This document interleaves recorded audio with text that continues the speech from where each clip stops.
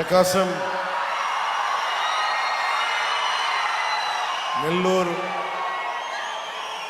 దాదాపు ఒక 5-6 ఆంధ్రప్రదేశ్లో ఉన్న జిల్లాలని మా నాన్నగారి ఉద్యోగ రీత్యా ఇవన్నీ తిరగటం జరిగింది. సో అలాంటి నెల్లూరులో మేము ఉన్నప్పుడు విఆర్ కాలేజీలో చదువుతున్న సీట్ కోసం 10th అయిన తర్వాత ఇప్పుడు దాకా తెలీదు, ఆనం రామనారాయణ రెడ్డి గారికి వారి విద్యార్థి నాయకులుగా ఉండేవాళ్ళం. సో వారికి నాకు సీట్ రావడానికి ఆనం వివేకానంద రెడ్డి గారు నా కజిన్ ద్వారా హెల్ప్ చేశారు నాకు. సో వారికి ఎప్పుడు థ్యాంక్స్ చెప్పుకునే అవకాశం రాలేదు. ఈరోజు వారికి సభాముఖంగా నా కృతజ్ఞతలు తెలియజేస్తాను. అలాగే దోలా బాల వీరాంజనేయ స్వామి గారికి, గౌరవ సామాజిక సంక్షేమ వికలాంగుల వృద్ధుల సంక్షేమ సచివాలయ గ్రామ వాలంటీర్ల శాఖ మంత్రి, వారికి నా హృదయపూర్వక నమస్కారం. అలాగే వేదికపైన ఆశీనులైన పార్లమెంట్ సభ్యులు శ్రీ మాగంటి శ్రీనివాసులు రెడ్డి గారు, వీరికి ప్రత్యేకించి మాగుంట కుటుంబీకులతోటి నా చిన్నప్పటి నుంచి చాలా ప్రత్యేకమైన బంధం ఉంది. వారికి, మా నాన్నగారికి వారు కావాల్సిన స్నేహితులు. సో వారికి నా ప్రత్యేకమైన కృతజ్ఞత, నమస్కారం. అలాగే గౌరవ శాసనసభ్యులు మార్కాపురం శ్రీ కందుల నారాయణ రెడ్డి గారికి హృదయపూర్వక నమస్కారం. గౌరవ శాసనసభ్యులు ఒంగోలు శ్రీ దామచర్ల జనార్దన్ రావు గారికి, అలాగే సంతనూతులపాడు శ్రీ బిఎన్ విజయ్ కుమార్ గారికి,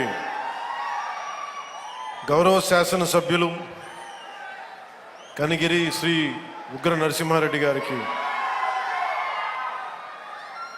గౌరవ శాసనసభ్యులు గిద్దలూరు ముత్తుముల అశోక్ రెడ్డి గారికి, శ్రీ నూకసాని బాలాజీ గారికి, చైర్మన్ ఏపీ పర్యాటక అభివృద్ధి సంస్థ, అలాగే శ్రీ మారెడ్డి శ్రీనివాసరెడ్డి గారికి, చైర్మన్ వ్యవసాయ మిషన్, అలాగే సెంట్రల్ యూనివర్సిటీ, హైదరాబాద్ సెంట్రల్ యూనివర్సిటీలో విద్యార్థి నాయకుడిగా పోరాటాలు చేసి జనసేన నాయకుడిగా గుర్తింపు, సెక్రటరీగా, ప్రధాన కార్యదర్శిగా ఉండి శ్రీ చైర్మన్ మాల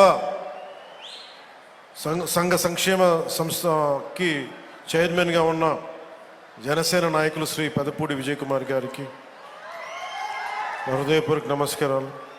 శ్రీమతి బి లక్ష్మీదేవి గారికి, మండల పరిషత్ అధ్యక్షురాలు, శ్రీ నారు బాప్నారెడ్డి గారికి జెడ్పీటీసీ, శ్రీ దయ్యాల నాగగురు బ్రహ్మం గారికి సర్పంచ్.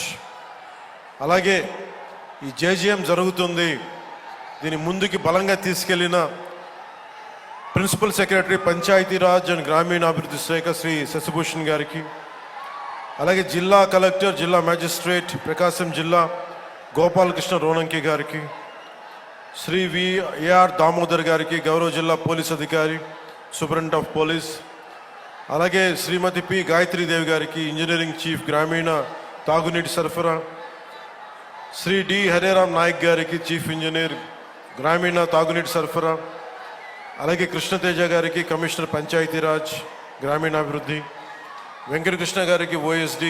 ప్రత్యేకించి మీ అందరికీ నా హృదయపూర్వక నమస్కారాలు, హృదయపూర్వక ధన్యవాదాలు.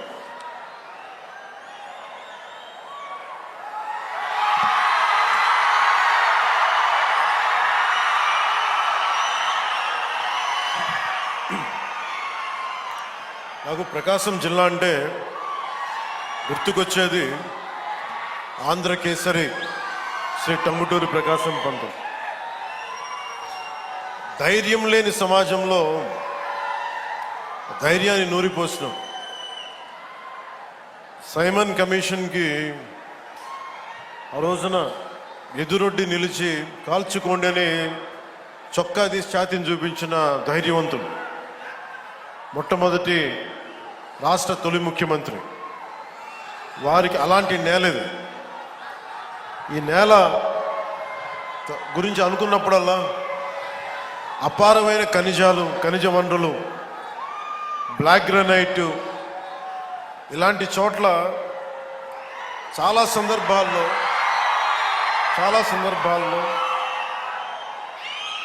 ముఖ్యంగా ఇక్కడున్న యువత, ఈరోజు నేను వచ్చిన సందర్భం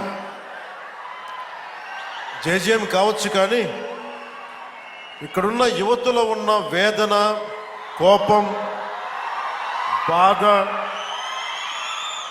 ఆంధ్రప్రదేశ్లోనే మా ప్రకాశం జిల్లా ఇంత నిర్లక్ష్యానికి ఎందుకు గురి కాబడింది, దశాబ్దాలుగా ఉన్న వెలుగొండ ప్రాజెక్టు ఎందుకు చేయలేకపోయారు, పరిశ్రమలు పక్కన పెట్టండి, ఇంత ఉపాధి అవకాశాలు మాకు ఎందుకు కల్పించలేకపోయారు, ఊళ్ళు ఖాళీ అయిపోతూ ఉన్నాయి, వలసలకి మేము వేరే ప్రాంతాలకు వెళ్ళాల్సి వస్తుంది. ఇలాంటి నేపథ్యంలో మీ ఆవేదన, మీ కష్టం, మీ బాధ బాగా అర్థం చేసుకున్నవాడిని. ఇక్కడ ఉన్నది నేను ఒంగోలు జిల్లాలో ఒక 2 సంవత్సరాలు ఉన్నాను. ఒంగోలు టౌన్లో ఒక 6 నెలలు కనిగిరిలో ఉన్నాం. అప్పటి నుంచి ఇప్పటికి కూడా కేవలం నీటి సమస్య, తాగునీటి సమస్య. ఆ తాగునీటి ముఖ్యంగా కనిగిరిలో పనిచేసేటప్పుడు 6 నెలల్లో ఎందుకు వెళ్ళిపోవాల్సి వచ్చింది అంటే, మోకాళ్ళు వంగిపోతాయి, వెన్నెముక వంగిపోద్ది, ఈ ఫ్లోరైడ్ సమస్య ఉందని చెప్పి మేము ఇక్కడి నుంచి వెళ్ళిపోవాల్సి వచ్చిన పరిస్థితి.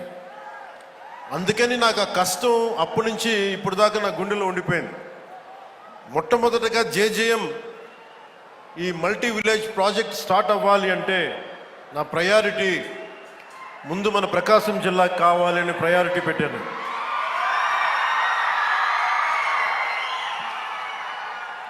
అలాగే మీకు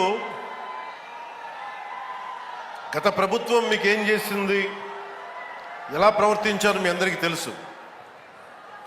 మన జిల్లాకు సంబంధించి వెలిగొండ ప్రాజెక్టుకి ఒక 4,000 కోట్ల రూపాయలు కావాలి. దాంట్లో మేజరు ఎవరైతే భూపరిహారానికి కావాలి, వాళ్ళు అప్పులు తీసుకున్నారు. రాష్ట్రం మీద లక్షల కోట్ల అప్పులు తీసుకున్నారు. కానీ మనకు ఒక వెలిగొండ ప్రాజెక్ట్ తేలేకపోయారు.